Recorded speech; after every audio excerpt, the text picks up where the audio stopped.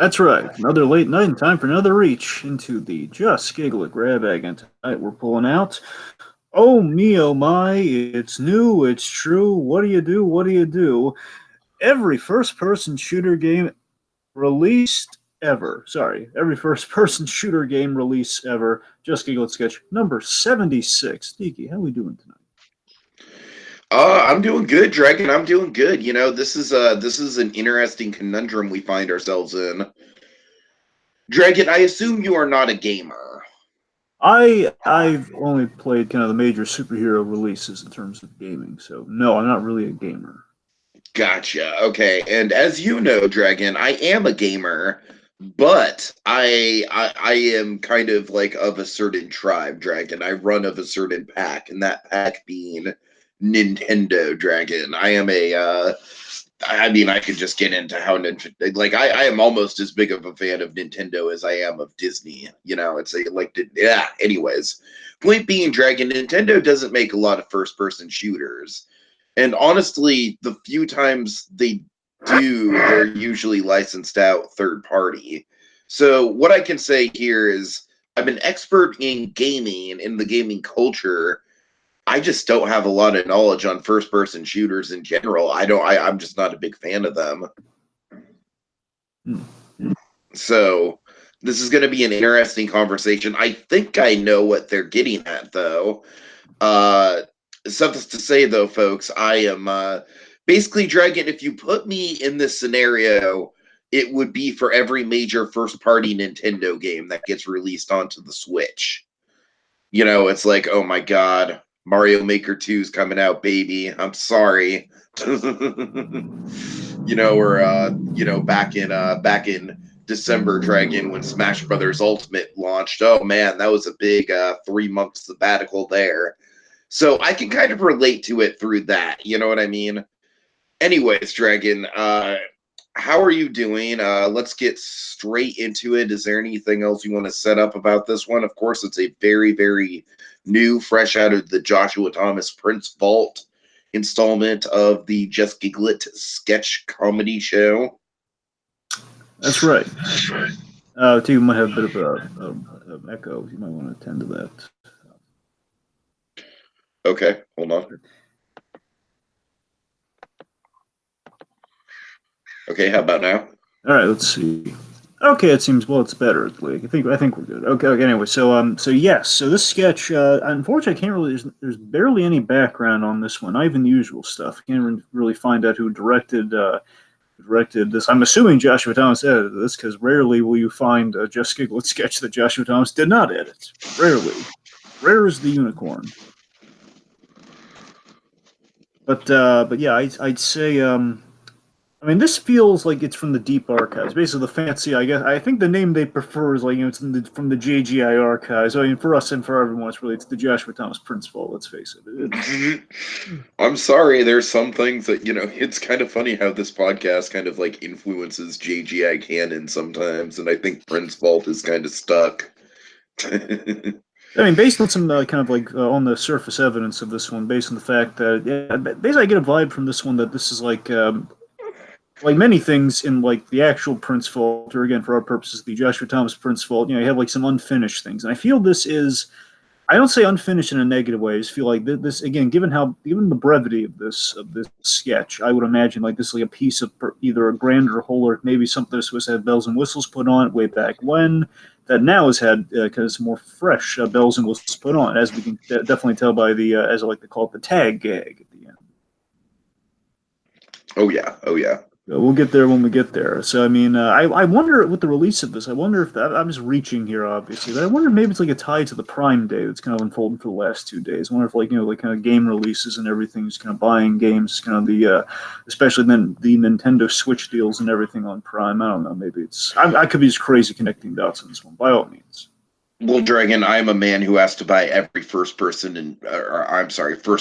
Nintendo Switch game the day it launches, so I don't often get those deals because I am an impatient fool who can't wait for his things. Possible. Another reason this might have come out recently is quite possibly the fact that there was a really special live event today from Just Giggle It. And of course, that was in connection to Harley Quinn, the Joker One versus that the I Real World. refuse to partake in for spoiler reasons. Sorry, folks. Yes, but in all seriousness, though, again, we're a little segue here. Let's talk about Harley Quinn, the Joker versus the Real World for a second. So that's right, folks. Recently, Joshua Thomas was kind enough to kind of have like another real big spoilery kind of reading of a script to an episode 7. But folks, without saying anything that's in episode 7 from like my associate, for anyone who just has not watched it because they want to see with all the bells and whistles, Dragon, the performances. I'm I don't sorry. know. It's like I appreciate anyone who's like into it for sure, but for me, it was a little bit of a bridge too far. It's like, all right, I already know episode 6. I want there to be some suspense because God knows when we're getting episode 7, Dragon. That's So true. And go ahead though. Yes, and speaking of which, so of course, episode 5, folks. We want you to watch episode 5 because, folks, after watching episode, sorry, I can't say I watched it because I didn't watch it. It was such a good description that it feels like you watched the episode. Precisely, folks. Harley Quinn, the Joker versus Real World, in case you're not aware, is a show you have to be watching right now. I say that so emphatically because, folks, episode 7, just in pitch alone, without saying at all what happens in it, is one of the most it's de facto the best episode they've done. Just on pitch alone, it is that mind-bendingly cool and so true to the character. And that's what this show has brought to us, folks. This show is so in keeping with everything I love about the Joker and Harley Quinn, everything I knew growing up with Batman the Animated Series. It feels like Paul Dini's writing this series and the writing and directing of Joshua Thomas. It's sublime. It's something that you need to check out. The best put. You're going to watch this series. I'm going to tell you what you're going to do, folks. You're going to enrich your lives. You're going to watch episode 1. You're going to become hooked. At the end of that first episode, just if the performance alone doesn't get you, and like the little moment of this, what Piper Henson's bringing to that show is her character Addison. And you'll watch it and you'll know what I'm talking about. You're going to become hooked on the show. You're going to watch 2, 3, 4, and you'll get to 5, which at that moment, as far as you're concerned, will be the best episode you have. And right now, it's the current best fully produced episode we have because they just keep getting better per episode. And then you're going to be beside yourself wondering, oh my God, this thing, it's so wonderful. It's so true to these characters. I mean, if I'm a bad fan, if I'm just a fan of good, not just of comedy, because the show is funny, but also just kind of comedy, character drama, of just kind of like good performances, you got to go to that show. And you become so hooked on it, you're going to be beside yourself like, where's more? I need more. I live in the first world, man. I need more of this show. I need more. And folks, more is, Tiki and I, we've had a peek inside the Joshua Thomas fold, and folks, we can vouch for you. Episode 6 is in a can and just waiting for release. Watch episode 5, spread it around, get the word out. Once episode 5 reaches 1 million views, right now it's more than halfway there. It's like a little over 500,000 views. Once it gets to 1 million, episode 6 will be taken off the shelf, put it online for all to see. Presumably that will get up to 1 million views or so, as the other ones have instantly, of course, as great as they are. And by the time we get, and basically, that'll lead the door episode 7, which will blow you all away as I am blown away, and just lead to a lot of other really great episodes. Joshua Thomas almost finished drafting at least the first season, at least roughly 10 episodes, folks. And we're that far into. Believe me, folks, there are plans for this. They are mind bending. I won't spoil anything for you here. Just watch episode 5. Join the community that we've kind of become a part in, as well. While you're doing it, check out the Just Giggle It Discord page. It's a lot of fun, trust me. All right, so without further ado, Dragon, I guess let me set the stage for my thesis on what I think this sketch is kind of saying in terms of gaming culture, all right? Because I feel like I have more experience with this type of stuff. So, Dragon, this, of course, is a commentary on game releases when big hyped-up games get released, specifically how it affects relationships. And Dragon, I can say that I have seen the best of these kind of situations and the worst kind of these situations. I will actually use my sister as an example of a marriage that totally works and uses gaming to enrich each other. Because Dragon, you see, my sister's husband, he's into Skyrim, which is like a more M-rated, more mature first-person fantasy game. And my sister, she's a lifelong Zelda fan, man. She loves the hell out of Zelda. She can play Zelda until she dies, until she's blue in the face. So, Dragon, enter Breath of the Wild. Breath of the Wild is an open world Zelda game that's essentially Skyrim meets Zelda. And I got to tell you, man, it kind of, my sister and my sister's husband both have save files on the game on their Switch. They're rocking it. They're both kind of discovering different parts about the map, different parts about the land. Their hero's journey is going in different divulging directions that they can then share with each other. And honestly, Dragon, I think stuff like that is awesome. What's not awesome is when foolish teenage Tiki decides to lock himself in a room and play Roller Coaster Tycoon while his girlfriend is trapped with his friends that she doesn't know. Yeah, I was kind of a dick in high school. I apologize for that. But I swear if I have a girlfriend now, I'll be way better about that kind of stuff. Anyways. Those are all sad revelations. Right.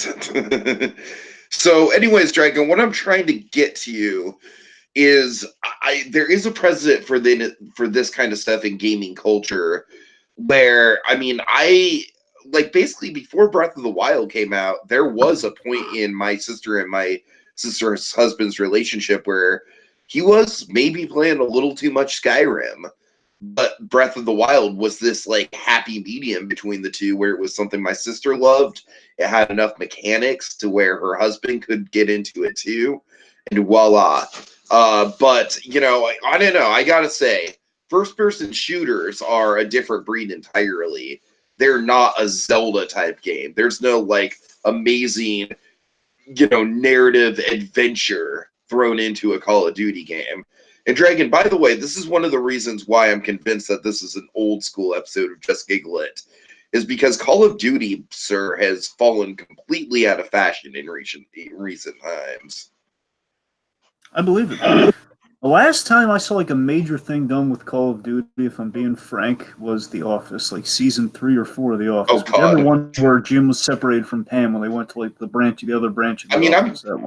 I'm sure there's been big Call of Duty releases after that, but I'm just saying the franchise is not the big, like there was definitely a period in time when Call of Duty, when it was basically Call of Duty and Halo, like they were like, Call of Duty was Microsoft, Call of Duty was Sony, Halo was Microsoft, and they were kind of like competing with each other as like the big first-person shooter franchise of its day. Of course, we had a lot of other first-person shooters, Dragon, if you want me to go over some of them. Of course, we have Doom, we have Resident Evil, we have, there's a lot of them. There's a lot of them. Too many to keep track of. Dragon, personally, shooters that I like, and I very rarely like shooters at all, but I like space shooters, your classic Galagas and whatnot, and games that kind of derive from a Galaga-style format. And more importantly, I think Nintendo has a great sense of game design with the Splatoon series. I could just go on and on about that, which it's a shooter that just completely redefines what a shooter should and could be. Anyways, so Dragon, let's talk about the other element of this, the actual game release part of it. And in terms of the game release, yeah, like I said, these games can be milestones. They're especially in the development cycle, especially if it's a game that you've really been looking forward to for a long time. Like I can tell you, if I was in a relationship and I owned a PS4 when Kingdom Hearts 4 came or when Kingdom Hearts 3 came out, that might cause some problems, Dragon. I might just dive right into that game and maybe maybe spend a little too much time in Square Enix Disneyland. So, Dragon, that's just kind of like my rough sort of like puke draft thoughts of, what I think they're going for with this. We'll get into kind of the nitty gritty, the subtext of it. There's a few things I feel like this episode commutates on with first-person shooter culture in general, especially towards the end of the sketch, that I definitely have things to say about. So, without further ado, I guess the first thing we should talk about, Dragon, is the very professional new logo. Yes. So here's okay. So funny thing, Tiki and I, we've very kindly we've gotten a glimpse at the new kind of acting reel logo they're working with, at least in its kind of earliest form. See, Joshua Thomas, and I believe the video's still up on Just Giggle It. They have just the Joshua Thomas acting reel. And it's sublime, folks. It basically takes, and I was geeking out so much when I saw it for the first time because it basically takes all the Joshua Thomas running gags that Tiki and I so loved. They were kind of worked into that. And pretty much they were still in the Josh Thomas acting reel, and again, like all the little bits too. Like basically, they kind of economized it and thrown a few other sketches into kind of what we into kind of what we have is sort of like hopefully like a continuing opening logo for the JGS sketch. My sketches going forward. My favorite touch with it all is just like a little like kind of marker thing. It's like when you have like an old film reel and just kind of counts down from 10. That old touch. That's my favorite little. I just love how it's laid out and everything. Just to kind of break it down a smidge here. So again, it's piece of the acting reel where you basically hear the clips kind of play here is like we have like the Pokemon parody with There's Ash. water. That's what I'm saying. Like we do that, of course. We have some of the first sketches that we covered way in the early days, and they're all here. So you have the Pokemon parody. You have a Monsters drink with "Boo, did I scare you?" Then we have two brothers. Like not Henry. That old thing. We have Pretty Flowers for a Beautiful Woman. Or just Pretty Flowers, as it's called. And then, of course, your personal favorite dragon. Yes, we have Ken Kratz Story Hour, which is definitely dripping with sweat. So topical now because there's a Lion King reference in that one too, so it's quite hilarious. Oh God! Let's see. Of course, you have Harley Quinn the Joker, a little dab of Harley Quinn the Joker. The Kablowie Howie. We have that. Let's see, Misconnections with Dwight Brinson and Mark Sipka. Let's see, and yeah, it's bad. It's pretty. And also, we end on the new actress gag too. I love this. Josh is just trying to kind of dispel the whole. Yes, guys, we've moved on. All right, new actress. She's wonderful. Nicole Dubois. We love Oppenheimer, but we're blessed with talented Harleys, guys. New actors. Well, I mean, we still can't tell if Nicole Dubois is playing Carrie Murray Garland or the other way around. Katie Mary Garland. Yeah. She's not Carrie Aaron, Tiki.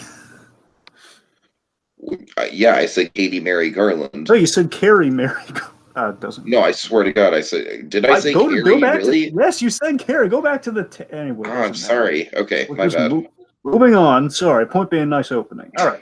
Also, my favorite thing they brought back, and again, this could be a piece of archives, but I don't know. I think the sound effect and the typing suggests they're just bringing it back, which I really hope is the case because I always love the the old search engine kind of gag with Just Giggle It. I really feel like that's one of the things that kind of like defines the Just Giggle It sketch comedy show and gives it an identity.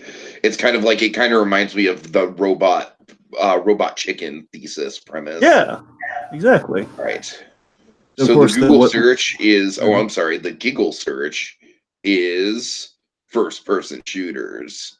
I gotta be honest with you, to kind of embarrass myself a little bit here. When I saw FPS, initially I didn't know what that was because I'm that green when it comes to I'm that green when it comes to video games, folks. Okay, well, do you want to explain what you thought the prison was in the Walking Dead parody for newer folks out there, just for laughs? Way back when we did the Walking Dead parody, of course. Now Walking Dead, I don't know if you heard about it. I'm sure you heard about this. The comic just ended unceremoniously. Yeah. It's a mess. It's a fucking mess. I can't tell it here. I just love the story of like the creation of The Walking Dead for the comic. But anyway, sorry. Let me get back on point here. So yes, me still knowing nothing about The Walking Dead, I know little nothing except like I think John Bernthal has a catchphrase says "You can't protect him, Rick." Right. Point being, I know very little about The Walking Dead, and just like people either come from Game of Thrones or The Walking Dead in Hollywood. That's usually kind of the way things go. Point being, thing matter is, when we did the parody, when we covered the parody way back when we were coming to Just Giggle It sketches, I knew nothing about it, and of course the factors into the prison, right? They call it the prison. I initially thought, okay, so they call their headquarters the prison. That's just okay. So it's an act because again they didn't show like an actual he had prison. no idea that there was an actual prison involved with the show. Oh, I still think that's horrible, Dragon. I just assumed it was like, okay, give it like a kind of a cool nickname as they tend to do in shows. It's like the prison. It's not just it's an actual prison. I mean, they had to clear it out because there were a bunch of walkers in the yard, but it was an actual prison. Well, I mean, again, And they folks, coexisted with some inmates that got killed off way too quickly. I mean, like the closest thing to a shooter I'm familiar with, folks, personally, like firsthand, is like the Deadpool shooting his guns in the Deadpool game. That's about as close to a shooter as I'm really gonna get. And I think it's like I don't know what the technical term is. I think it's like kind of semi a shooter game. I'm not Third sure person shooter. Third person shooter. That's the there term you you're go. looking for. There you go. All right. Yeah. Anyway, You never grew up with GoldenEye, Dragon? You weren't a nope, GoldenEye kid? got nothing. No. All right. I'm saying like the Arkham games. I'm talking like the Arkham games. Some of the I've only played two of the Pixar releases. With Toy Story 3 and They didn't have any like Buzz Lightyear shooting sections in that. I mean, hey, you can work with the laser and stuff. So I mean, you have a little bit. The point being, out of all the games I have not played, shooters are definitely at the top of that list. Okay. Anyway, moving on. So now we get to actually start things, folks. The reason we're kind of dragging our feet a little bit on this is the fact that it's going to be really short. Because it's going to go by super quick, just super duper quick. So bear with us with our silliness here. So anyway.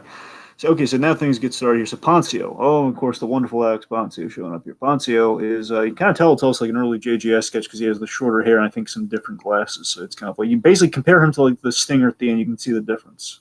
Oh yeah, you can way see the difference for sure.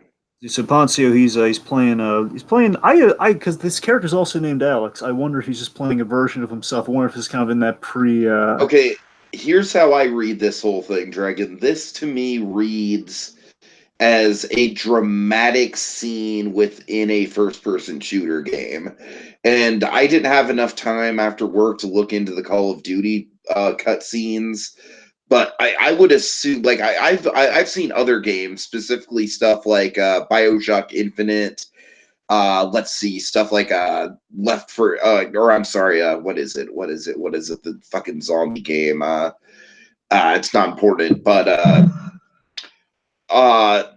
The Last of Us, that's what I was looking for, where the protagonist is very self-serious. He's very much like, I need to do this, like, I feel like Poncio's delivery is like, I gotta go. That's the line I'm looking for, Dragon Ball. Like, I gotta go. Like, that feels like a quintessential, like, first-person shooter voiceover acting job right there. It's just the type of over dramatic voice acting that I would expect out of a game like that. Right. All right. So, let's see. So, Ponce, yeah. So, I was thinking more in the heightened vein of things, like one of those kind of precursors to heightened to an extent. No, it could be heightened for sure. Or it could just be like, Small World. They just called the character Alex for a change. There's also that too. Let's answer too much there. Regardless, we have Poncio here, and what I love, one of the favorite things about this, of course, we have Poncio. There are many forms, of course. Poncio! Many forms of Poncio here, and of course, one of my favorite iterations of kind of Poncio's kind of varied acting style. And of course, like Poncio really brings it. Of course, just have your generic, it's Poncio doing what he does with Poncio, or one of our favorite version, when he really brings the dramatic heft. We have what I like to call Alexander Poncio. Poncio. We have that, and I think he's really bringing it here because we have this bit at the start here where it's Alex with he's playing the PTSD afflicted gamer. Was my read on. Where it's just kind of like drifting off to the side. There has the 1,000-yard stare as he hears screams and gunfire, and then we have his girlfriend's plea. Now, again, I really wish the credits were better on this episode because again, I have no idea who's directing it, who's writing this. I have no idea. Honestly, I don't list 2 stars in it because I want this. The actress here looks a lot remarkably like Nicole Stone. If this is early in the days of JGI, it could be her, but honestly, I really don't think it's her. I think it's someone just new we haven't seen before. Again, egg on our face if we've seen her and we just kind of forgot about her. But I really, I mean, she's good. I mean, she's going to come with the impassioned plea to Poncio here. She makes her plea, please, Alex.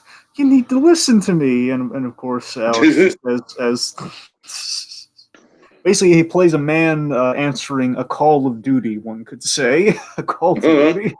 One could say, and this is where we get the real Alexander Poncio of it all here, where he says, stop. I gotta go now. I don't want to hurt you, but this effing war.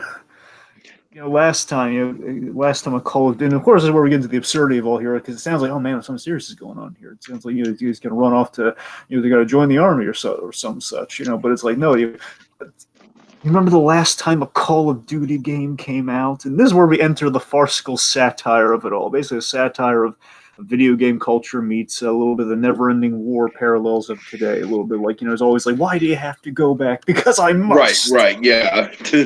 For my family, that sort of stuff, For my family. Yeah, and of course, he posed the question: How long did it take for me to come back to you last time? 6 months. 6 months. And then Poncio just is like very, very stoically like, "I'll make it back. I'll make it back." And of course, we have what happened. What happened to Jim? And of course, basically, Jim being an example of a friend who didn't come back. And of course, we learned that Ponzio's response. I think, is the best delivery in the whole thing. I think he's great in all of this, but I think this is like the line. At least this is probably the smartest line. It's just, Jim has a 64-inch TV and a weed card. I haven't seen him. Now that's someone who really has kind of like just gone off the deep end. Like, it's like someone who just spends all their time online just shooting fools and just not having a social life at all. Like Alex, at least Alex, he's willing to dabble in that world, but he's not willing to completely exist in that world. Yeah. All right. So let's see. So okay, so in the last shot we see basically Ponce's kind of like dramatically gone off to his very mundane war. We see basically we see the mundane war in action, the mundane war zone in action. It's Poncio with camouflage face paint on, in this very mundane war zone. He's like a headband, he's got a headset on, just like no, oh my god! And of course, like a moment of pause, he'd be like, "Well, stop shooting! Well, stop shooting at me! I'm on your team." All right, Dragon, I can definitely tell you this happens all the time in first-person shooters. It's called friendly fire. I personally that's an existing like to thing in deal war with it because too, I'm right? really bad at knowing who's on my team and who's not. That's why I play games like Splatoon. But yeah, this is definitely a thing that happens in first-person shooters all the time within the gaming community. Personally, again, it could just be the fact that, I'm sure they have like just kind of like dark kind of face paint or because I know you've seen like a couple variations on face paint when you're blending into an environment, but I wonder if it's all black so you can blend into the environment, like kind of the dark environment. If I don't know, for some reason, does Call of Duty have like kind of a face share sort of thing or what? Oh man, it could via Connect. I am not sure, Dragon. I do not. I have not followed up on that at all. I'm saying, assuming it is the case, then you'd probably get into it and you want to camouflage. Again, it's ridiculous why you would do that, but still, it's like he's trying to camouflage himself if he's on screen. Anyway. Yeah. All right, so Dragon, then after that, we get honest to God. Like, this is like the equivalent of the Joshua Thomas thing. Like, you just watched a 2-minute video about a pre-ejaculation joke. It's like that, but way better. Or you could say it's like the Piper Henson coda we had recently, where she had, oh, isn't that funny? It's so funny. All right, so what do we get, Dragon? What do we get? Possibly something that rivals even the sketch itself. It's that good. So we've been waiting for a long while, and I suspect why this came back of all times. We have Upside Down Alex. His official name is Upside Down Alex, but of course to us it's Upside Down Poncio. Upside Down Alex appears, and he's like, whoa! We have a little cartoon squash and stretch. I gotta say, the animation is so much more impressive here. Yep. Well, like, they've really gone all out with it. I think it looks great. To be fair, it's not necessarily animation. It's just kind of pop. It's the old 60s Batman trick. You just turn the camera a different way. Well, I know it's not actual animation. I'm just saying it's... The effect looks great. Production-wise, it looks really good. Yeah. Anyway, so point is like you just... Oh, guys, Poncio makes a wondrous comeback as Upside Down Alex here. Whoa! What the heck? What a pickle I'm in. Then, of course, he gives the sell, like, subscribe to Just Giggle It, check out the videos, yada, yada, yada. And, of course, with Upside Down Alex, I wonder if they brought him back. Because, of course, Upside Down Alex, it's a hilarious running gag that really just amuses us and maybe a few select others. But I gotta wonder, is it coming back because of the old, because the old Stranger Things connect of Upside Down Poncio, the Upside Down? I gotta wonder. I mean, honestly, there's not a lot of the Upside Down in season 3, so I don't know. I mean, to be fair, the Upside Down is always kind of factoring this season. That's like in the semantics of Stranger Things. The point being an upside, and the point is like, hey, new season of Stranger Things, let's capitalize on it. Sure. Could be. Regardless, I'd like to think it's just a pull for us, but I don't know. I'd love to Maybe think I'm that just, too, but I think there's a little bit of an ego trip involved in that notion.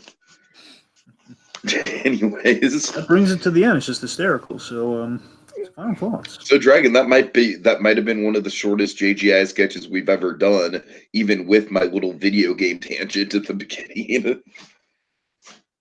Yep. So, did you learn anything about gaming culture today, Dragon? I learned that it pays a heavy price, Tiki. I learned that it pays a heavy price. Could you imagine how much more heartbreaking? Not to discredit the actress in the sketch at all, of course, she's definitely given it her all. But how much more heartbreaking and how much more pathos it would have been if Piper was the one leaving that Poncio was leaving. Well, I mean, probably be just, kind of, it would be tragic. I'm sure she can. I don't know. Anyways, all right. Final thoughts, Dragon. Anyway, so final thoughts for me is again, this feels a little bit like they're pulling from the archives. The long lost Joshua Thomas Prince Vault, and it feels like they jazz things up with the presentation, which I do feel. I want to acknowledge. I think it went a long way here. Where we take something really short. In itself, it is funny. Don't get me wrong. This is great. But I mean, compared to something like the Excitable Spider-Man or something. Well, Spider-Man or something else where you have or like ESPN. I'm sorry. The proper comparison is ESPN Idiots. So ESPN Idiots is a sketch that again feels like it's an archival pull, but it's an archival pull that again we have like the code at the end there. But this feels like we're sandwiching it to really make it sing, give it some substance. We're kind of testing out things with this. We're testing out a new opening and kind of a fun subscriber tag, and we have something of some substance in between. I feel it's all kind of I think this really boils down to how JGI puts out a sketch, and I feel all in all, it turned out really well. The sketch itself, yeah, it's a very nice package for sure. Yeah, all in all, the sketch itself is on the money with the satire, but how involved a game is with the release and the hours of gameplay. I mean, I've been there with again, not with a shooter, but I've been there somewhat with the Arkham games. You're playing, you definitely want to get into it. You want to get into all the story, and of course, all the extra content and everything. You're going to commit some major hours to a game. That's kind of the age old. Again, this is an example of Just Giggle It kind of taking an age old kind of gag, but making it a little bit unique by kind of by servicing the drama of the ridiculousness. That's kind of what we're doing here. It's kind of proof. There's kind of proof in the pudding that. Let me rephrase that. It's a testament to you can make anything work if you commit to the idea. That's kind of what the the operative logic of this is. Where again, it's something that's kind of been done. Where okay, someone's getting obsessed playing the games, but we're going to really sell it that it's going to be like a man actually going off into war, where he's just going locking himself in the next room, presumably. Right. Again, it's so committed, but again, Poncio's performance legitimizes the absurdity of the premise, and I think it goes a long way. And again, short but sweet. That's the best way I can put this one. So it's a short laugh, but it's a belly laugh for sure. All right, yeah, I enjoyed it quite a bit. I think I got a little bit more out of it because I'm a little bit more in tune with gaming culture. Although, like I said, first-person shooters aren't really my thing. So I think even especially within the Call of Duty, I feel like there's stuff within the Call of Duty franchise that could be referenced here that I don't really know about. But like Dragon said, I think the big strength of this particular piece of content from JGI might not necessarily be the sketch itself, although the sketch itself is very funny and on point and short and sweet. But the overall package is fantastic, Dragon. That intro, the return of the search bar, Upside Down Poncio. I mean, it really is just, it makes me kind of really hopeful for the future of JGI if this is where they're going with their production and their presentation. Yep. All right, take us out. All right, so before we go, I just want to make one last quick and impassioned plea, folks. Believe me, if you're already not watching Harley Quinn: The Joke versus the Real World, watch it. They got some really exceptional stuff down the pipeline. Take my word on that. I assure you, you will not be let down.